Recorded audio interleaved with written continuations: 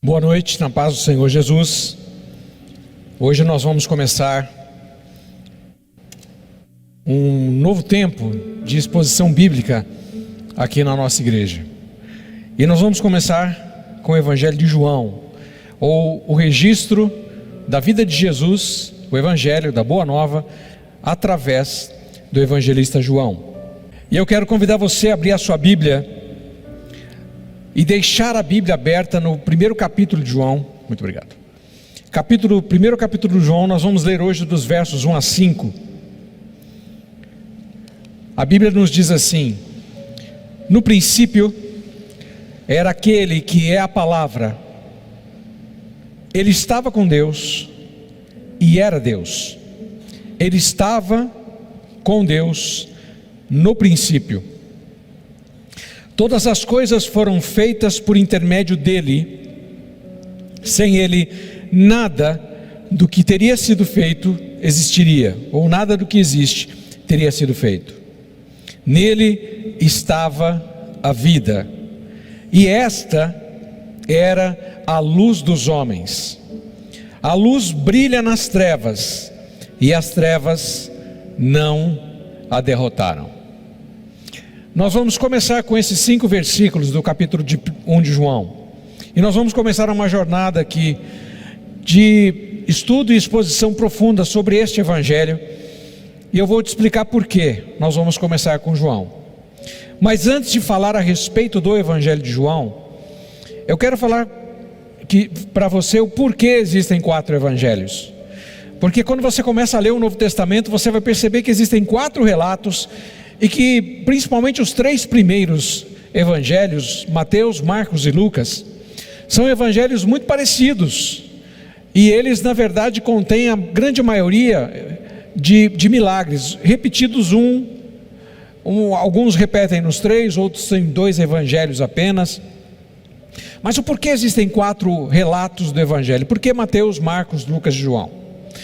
Porque esses relatos foram feitos por pessoas diferentes, e foram feitos com objetivos, foram escritos com objetivos diferentes.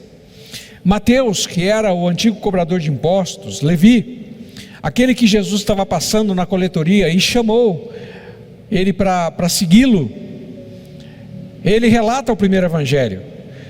Mateus era um judeu, Mateus conhecia a lei, Mateus conhecia todo o relato do Antigo Testamento, que é igual a esse que você tem na sua Bíblia.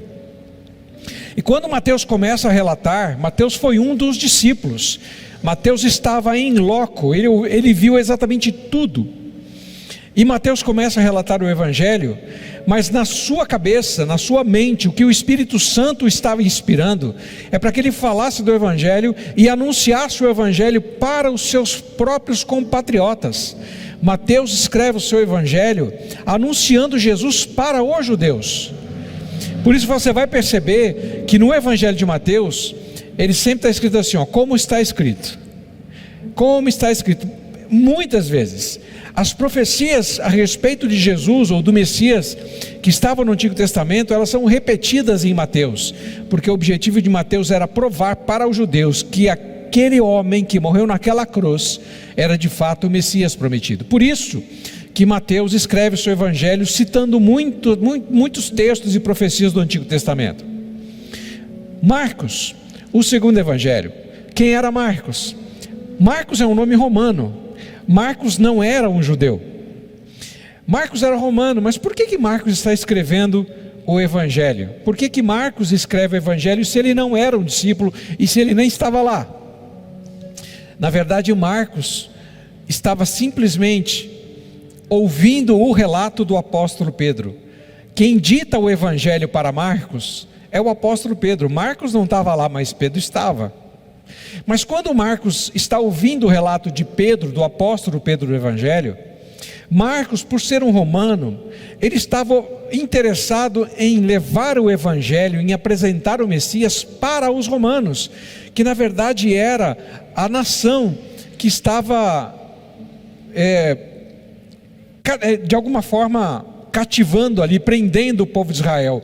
Na época que Jesus nasce, Roma era o império dominante, e Roma permitia que os judeus desenvolvessem a sua religião. Os romanos, eles eram muito espertos, eles não impunham a religião deles, porque eles eram politeístas, eles criam vários deuses, eles não impunham a religião deles, eles deixavam os povos que eles conquistavam desenvolverem a sua própria religiosidade. Para quê? Para cobrar impostos.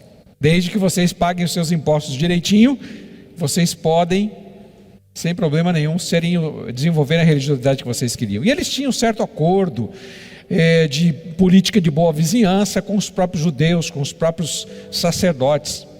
Marcos está escrevendo um evangelho apresentando Jesus, como Mateus apresenta Jesus como o Messias prometido. Marcos vai apresentar Jesus como um grande general, como aquele que tem poder, que tem autoridade, porque para isso que era importante para o romano. O que o romano? O romano era um conquistador, tinha exércitos e grandes generais. Marcos, ao ouvir o relato do apóstolo Pedro, está apresentando o evangelho, seu relato, mas anunciando o evangelho para os romanos, que não conheciam o Messias, mas ele apresenta Jesus como se fosse um grande general. Terceiro evangelho, Lucas. Lucas é um nome grego.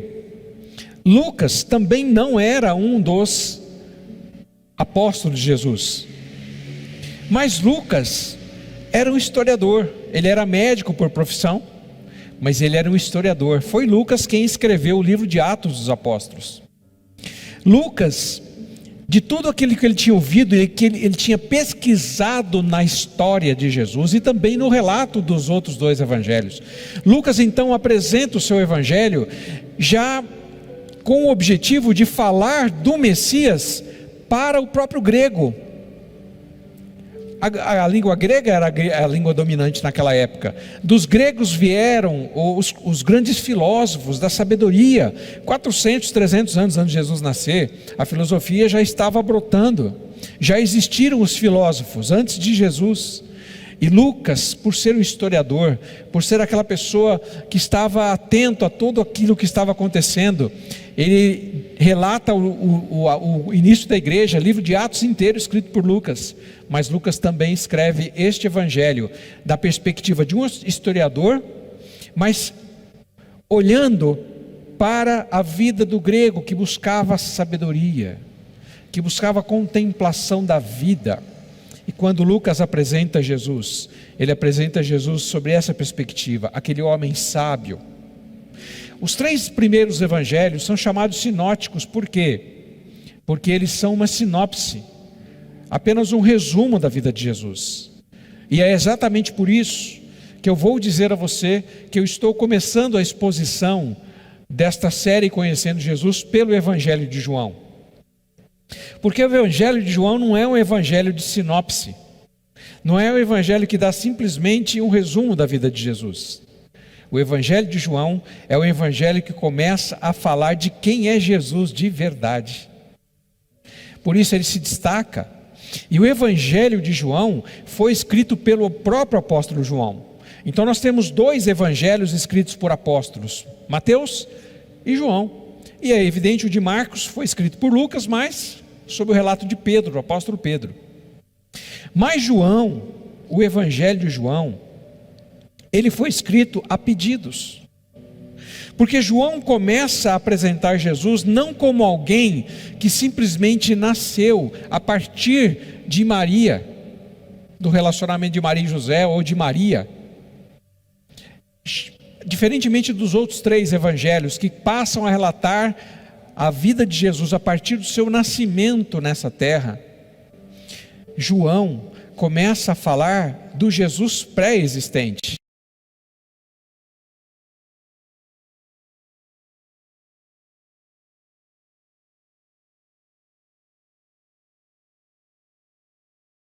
Jesus. E é isso que eu quero dizer a você. E por que é importante falarmos da nossa visão de Deus? Porque eu não sei qual é a sua visão de Deus, mas a minha visão de Deus, dentro da minha criação, da tradição da minha família, da religião da tradição da minha família, Jesus me foi apresentado, ou Deus me foi apresentado como alguém que castigava, como alguém que punia, como alguém que ficava observando a minha vida e que de repente podia me lançar no inferno, que alguém que ia pesar as minhas boas obras num lado da balança e os meus pecados do outro lado da balança, e o lado que pesasse mais era o lado que ia definir o meu destino eterno. Então a minha visão de Deus era uma visão de ter religiosidade, de ser religioso por medo. Eu ia para a igreja porque eu tinha medo de Deus.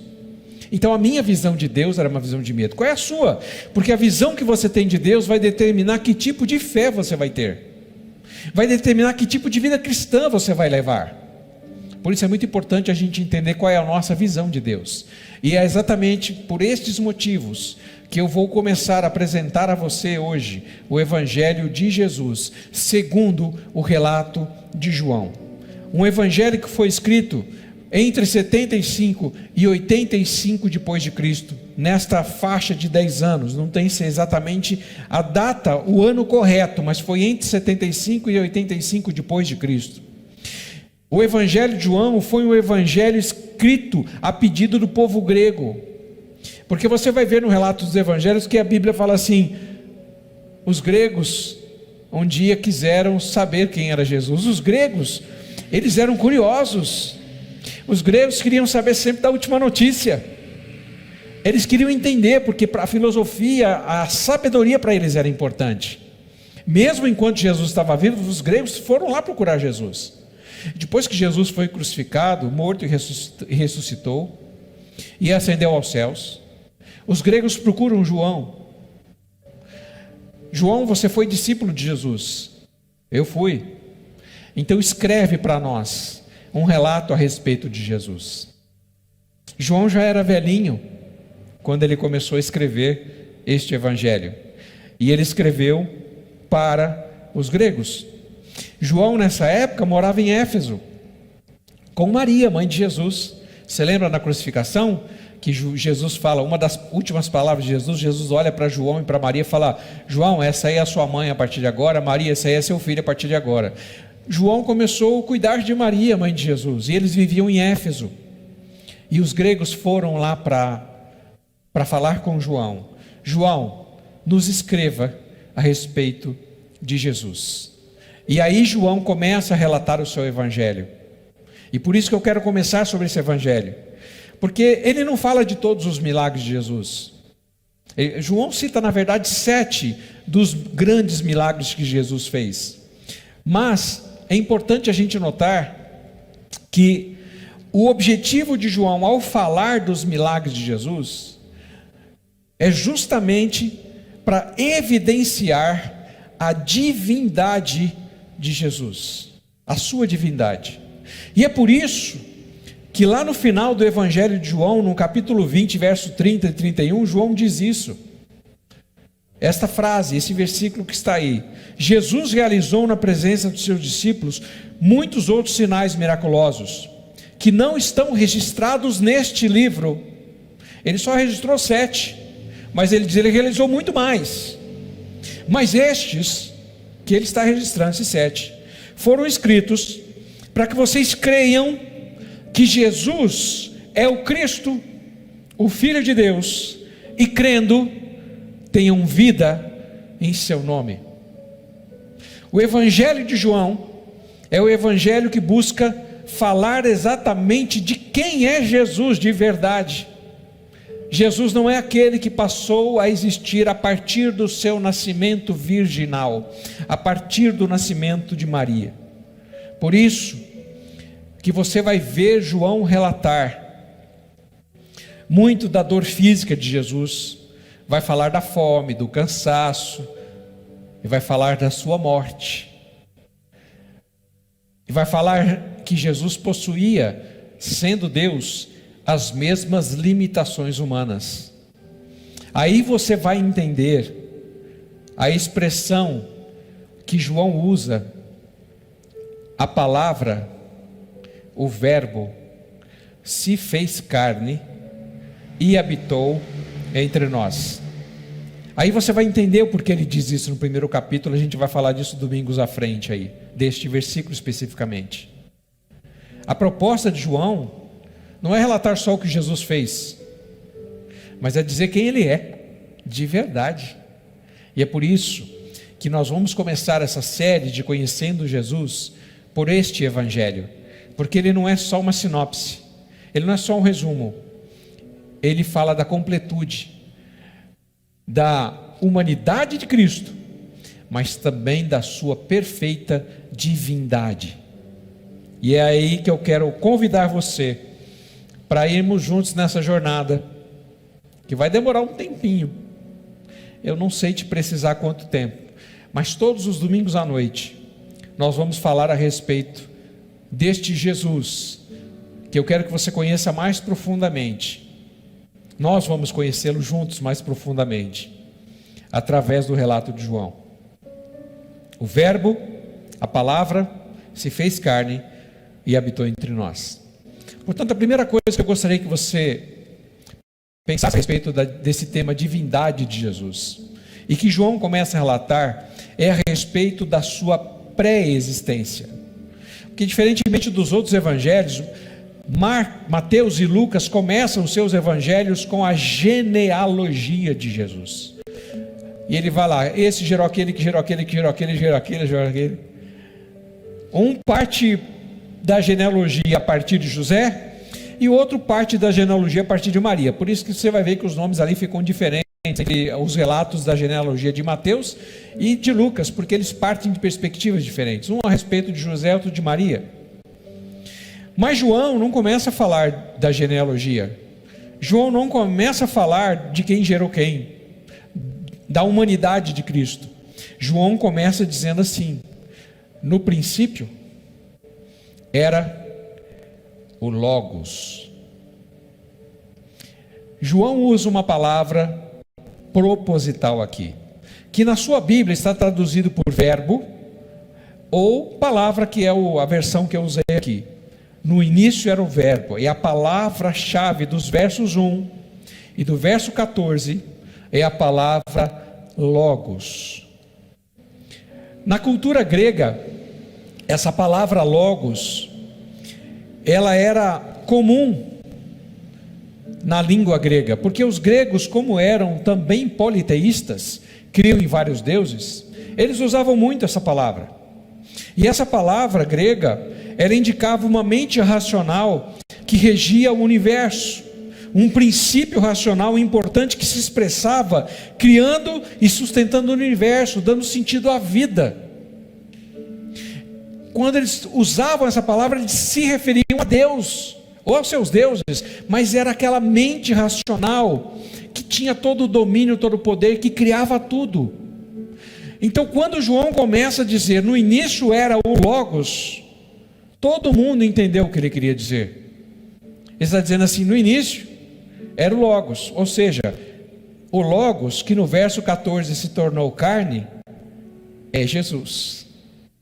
E ele começa dizendo isso porque essa palavra, além de ser uma palavra que se expressava a divindade, era uma palavra que falava de completude, de algo que não necessitaria de maiores informações. Tudo que você queria saber a respeito de alguma coisa era Logos.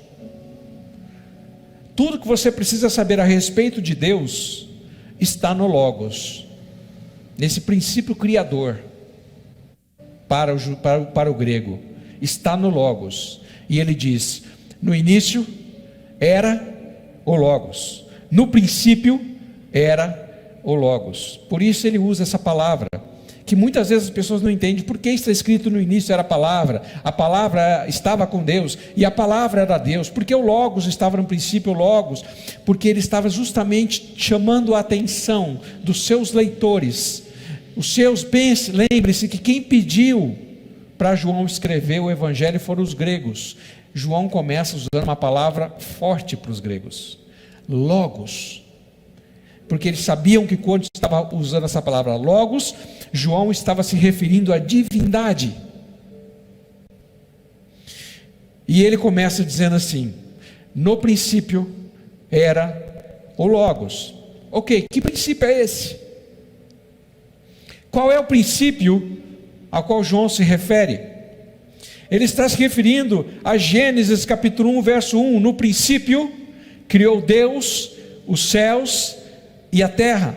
É este princípio que João está se referindo. É o mesmo princípio que está escrito em Gênesis, Gênesis 1. No princípio criou Deus. João está usando a mesma palavra, ou a mesma expressão. A palavra é diferente, porque lá está escrito em hebraico em Gênesis, mas aqui está escrito em grego. Mas ele está usando a mesma expressão. Qual é o princípio que João está falando? João está falando no princípio de tudo, ou no princípio antes da terra, o princípio que existia antes de qualquer princípio. Porque quando Gênesis começa a relatar, no princípio criou Deus, já tinha um princípio. Por isso que João começa a usar essa palavra logos, e ele diz assim: no princípio era o logos, se referindo ao princípio de todas as coisas. Por que ele fala isso? Porque ele vai desenvolver um raciocínio aqui, então preste atenção. No versículo 2, nós vemos que ele diz assim: estava no princípio com Deus. Então perceba, no princípio refere-se ao princípio de Gênesis, que foi o princípio da criação, porque Gênesis começa dizendo: no princípio criou Deus os céus e a terra. Mas quando João está falando aqui no verso 2, estava no princípio com Deus, ele está se referindo a antes da criação. O que ele quer afirmar aqui? Ele está simplesmente dizendo que Jesus já existia mesmo antes da criação do mundo.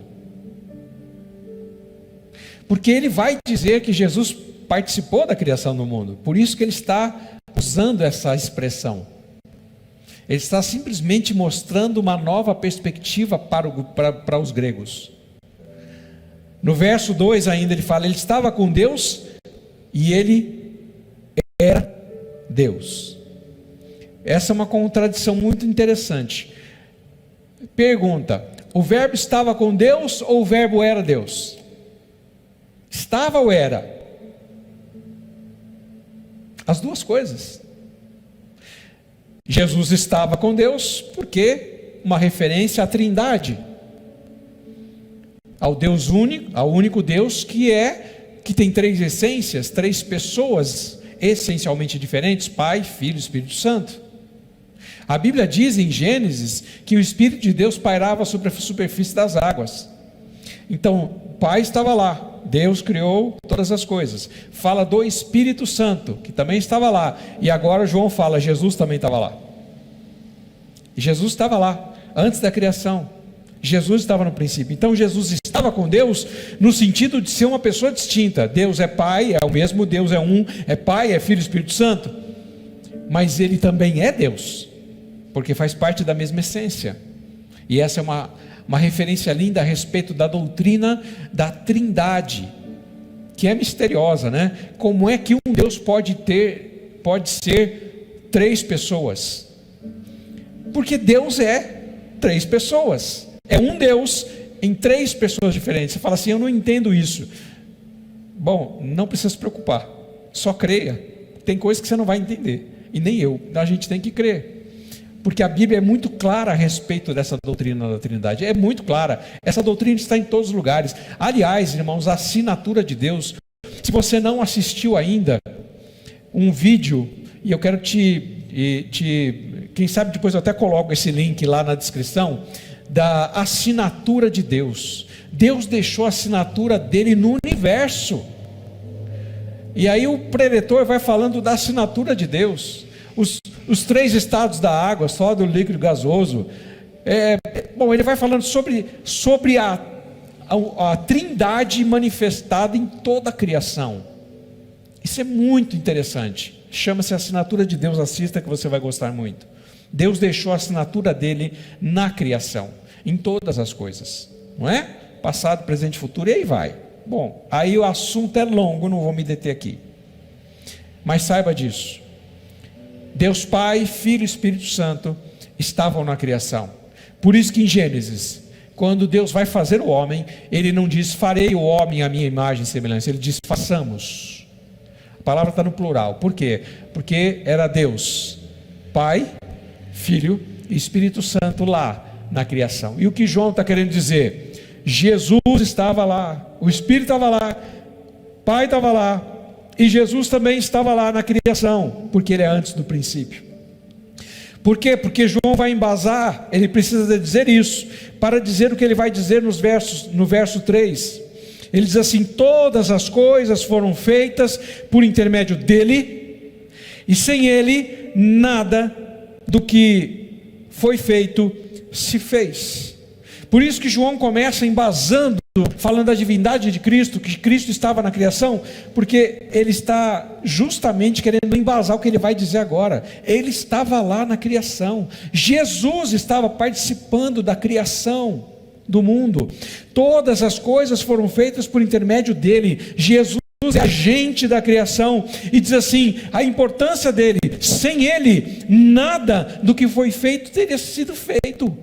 É isso que João está dizendo aqui no verso 3. Jesus foi intermediador, e a Bíblia diz: se ele não estivesse lá, nada teria acontecido, porque o Deus é o Deus trino. Dois textos lindos do relato do Novo Testamento. O primeiro, Hebreus capítulo 1 verso 2, diz assim: nesses últimos dias Deus nos falou pelo Filho, a quem constituiu herdeiro de todas as coisas, pelo qual também fez o universo. É o relato do escritor aos Hebreus capítulo 1 verso 2. Em Colossenses capítulo 1 verso 16, o apóstolo Paulo diz assim: pois nele, ele está falando de Jesus, pois nele foram criadas todas as coisas, nos céus e sobre a terra, visíveis e as invisíveis, sejam tronos, sejam soberanias, quer principados, quer potestades, tudo foi criado por meio dele e para ele. Irmãos, não tem como você refutar essa doutrina da divindade de Cristo, porque ela está permeada no Evangelho, no Novo Testamento. Tudo foi criado por Jesus, Paulo está dizendo. Tudo, o que é visível e o que é invisível, tudo foi criado por meio dele e para ele, para a glória dele. No verso 4, João cita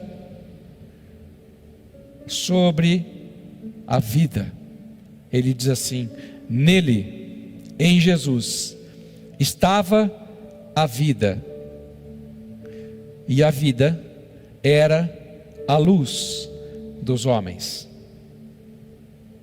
Ele ainda está falando do Jesus não encarnado, o Jesus o Jesus pré-existente, porque nele estava a vida. Porque quando Deus sopra nas narinas do homem para torná-lo ser vivente, era o sopro de Jesus que estava lá. Porque a Bíblia diz que Deus formou o homem do pó da terra. E se você tem dúvida disso, vai ver a sua constituição, que na sua constituição você tem elementos da terra, fósforo, e aí por aí vai, né? Os minerais que estão na terra estão no teu corpo. Deus formou o homem do pó, e a Bíblia diz que ele soprou neste homem o fôlego da vida. Quem soprou? Jesus estava lá. Por isso ele diz que nele estava a vida. Jesus nos deu vida. E olha que coisa linda, ele nos deu vida na criação e nos deu vida eterna na sua morte e ressurreição. Por isso que ele é autor da vida. Paulo se refere a Jesus como sendo o autor da vida. Que vida? Toda ela, a vida terrena e a eterna. Ele é o autor da vida. E o sopro de vida que nós recebemos foi por intermédio de Jesus. Nele estava a vida. E por que ele diz a vida? E a vida era, ele usa essa expressão luz, a luz dos homens, Que luz é essa? Que luz que João está se referindo? Porque, volto a lembrar, para quem ele está falando? Para os gregos. Está escrevendo para os gregos, para eles entenderem, a pedidos. Essa luz é exatamente o que nos diferencia dos outros seres criados por Deus. Essa luz é a capacidade racional que nós temos de convivermos com Ele, de compreendermos, de digerirmos, de obedecermos à mensagem dEle, de decidirmos ou não andar com Deus. É o nosso poder de decisão, é a nossa consciência que os animais não têm, mas nós temos essa consciência porque na criação Jesus nos deu essa consciência. A luz é no sentido de conhecimento, a luz é no sentido de consciência. Por isso que a Bíblia fala que Ele nos deu a luz.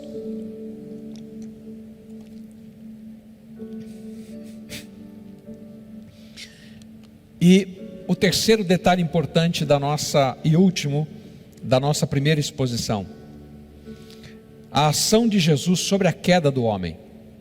Ele fala isso no verso de número 5. Verso 5, ele diz assim: a luz resplandece nas trevas, e as trevas não prevaleceram contra ela. Que trevas? Veja, ele fala de luz no sentido de consciência, e agora ele fala de trevas. A luz resplandeceu sobre as trevas, e as trevas não prevaleceram contra essa luz. Em Colossenses capítulo de número 1, verso 23, o apóstolo Paulo diz assim: Ele nos libertou do império das trevas e nos transportou para o reino do Filho do seu amor. Quando as escrituras falam de trevas aqui, se você entende que luz tinha a ver com consciência, é isso que a luz quer dizer, as trevas têm a ver com obscurimento mental, razão comprometida, distância de Deus, comprometimento moral. São essas as trevas. Não é questão de claridade ou escuridão, mas é questão de consciência. Deus nos deu a luz, o poder de decisão, de gerir a nossa vida. Mas aí as trevas vieram. As trevas vieram por conta da desobediência. As trevas vieram porque Adão e Eva desobedeceram a Deus. Foi por isso que Satanás começou a montar o seu império. Por isso Paulo fala do império das trevas, que Jesus derrubou o império das trevas na cruz, porque Satanás começou a montar o seu império a partir do obscurecimento mental, espiritual, racional e moral do homem, que veio através do pecado, lá de Gênesis capítulo 3. Ele está fazendo simplesmente uma conexão aqui, para provar a tese da divindade de Cristo, e provar que Jesus não era simplesmente um homem revolucionário que apareceu nessa terra, que simplesmente pregou boas palavras e curou pessoas. Não, Ele é Deus. Ele é Deus porque Ele está vivo. E Satanás montou o seu império das trevas, porque o pecado trouxe esse obscurecimento moral, esse comprometimento moral na vida do homem. O pecado trouxe isso. Por isso que ele fala que as trevas surgiram, mas as trevas não prevaleceram. Irmãos, isso é lindo, porque ele está falando aqui, por muito tempo as trevas dominaram, por causa do pecado, mas a luz chegou. Nós tínhamos luz, porque fomos criados à imagem e semelhança de Deus. Essa luz foi obscurecida por conta do pecado, mas Jesus veio acender de novo. Por isso, e aí nós vamos ver na sequência aqui, que ele está falando que os homens rejeitaram essa luz, porque Jesus veio trazer de novo para nós a consciência de Deus, de quem é Deus, de como Deus age, de como Deus pensa, de seu caráter. Quando Você vê o relato de Gênesis capítulo 3, que o homem, Adão e Eva, pecam contra Deus. Eles tinham toda a liberdade para ficar com Deus e passear lá e desfrutar do jardim que Deus preparou para eles. Mas eles se escondem depois que pecam. A escuridão chegou com o pecado do homem. A luz que Jesus nos criou, com a qual Jesus nos criou, foi obscurecida por causa do pecado. E ainda continua obscurecendo. E é isso que Satanás usa. Paulo fala a respeito disso. De cegar o entendimento. O entendimento a respeito de Deus está cegado na vida das pessoas, porque elas vivem nas trevas. E aí não é só questão da escuridão, é questão de conceito moral, espiritual. Por isso que eles não aceitaram Jesus, porque eles estavam nas trevas, e a luz veio, e eles não quiseram a luz. Jesus, quando João está falando isso, está se referindo aos judeus, porque depois ele vai citar João Batista. Assim, quando Jesus veio, Jesus destruiu o império das trevas. E o objetivo de Cristo foi destruir, e Ele já destruiu o império das trevas. Portanto, todos aqueles que abrem o seu coração para Jesus, são transportados do reino das trevas, porque no reino das trevas existe um obscurecimento mental, um comprometimento moral. Você tem que sair daqui para ir para a luz do verdadeiro entendimento de Deus novamente. E é exatamente isso que João está querendo dizer. Então guarda isso. Jesus não foi só um grande homem, não. É o Deus que tomou forma humana para resgatar de volta a parte mais importante da sua criação, que sou eu e você. Ele é Deus, e eu quero fazer para você um pequeno pedido. Se você ainda não abriu o seu coração para Jesus, você não estará aceitando na sua vida um grande homem. Você não estará aceitando na sua vida um bom homem, porque Jesus foi um grande homem, foi um bom homem enquanto viveu na nossa terra. Você está recebendo Deus no seu coração. Jesus é o caminho para a gente voltar para Deus. João vai falar isso, gente. Depois a gente vai ver isso mais para frente. Mas eu quero te convidar a abrir o seu coração para este Deus. Convidar Jesus para fazer parte da sua vida. É Deus habitando dentro de você, porque Ele te criou para isso. Talvez você ainda esteja vivendo com as trevas, com a sua mente obscurecida, com a sua moral obscurecida. Você precisa vir para a luz que Jesus tem para você. E eu gostaria que nessa noite, se você ainda não abriu o seu coração para Jesus, que você o fizesse. Abra o seu coração e o convide para fazer parte da sua vida. Aonde quer que você esteja agora me assistindo, eu vou pedir a você que feche os seus olhos, e eu quero fazer uma oração com você. Se você quiser repetir as minhas palavras, fique à vontade, mas faça das minhas as tuas.